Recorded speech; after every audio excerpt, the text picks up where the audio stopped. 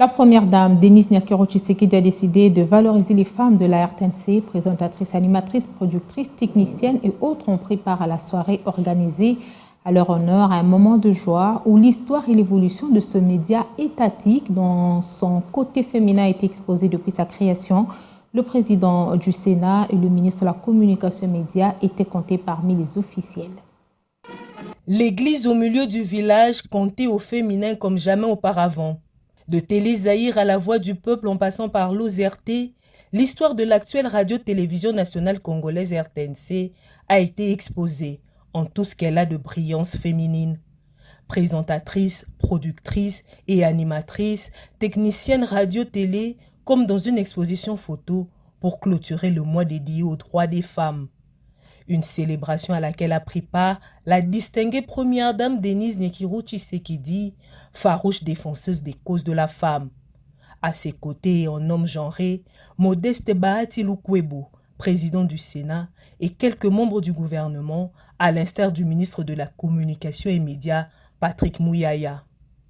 Un bond dans le passé et une pause dans le présent que les femmes de la RTNC de toutes les générations ont offert ce 8 avril à leur hôte. Il y a eu des belles années réservées aux hommes, mais c'était le temps pour les femmes de prendre leur revanche.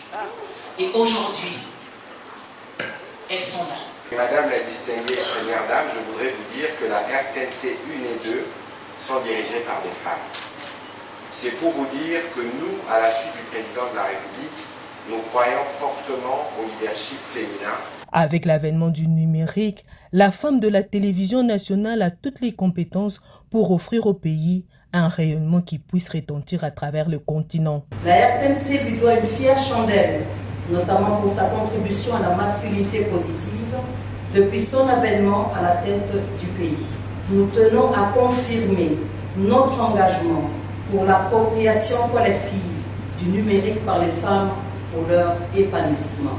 Dans la perspective de la modernisation des équipements techniques de la radio-télévision nationale congolaise, tout au long de notre mandat, nous mettons un accent particulier sur la formation continue dans les divers métiers de la télévision, de la radio et du numérique.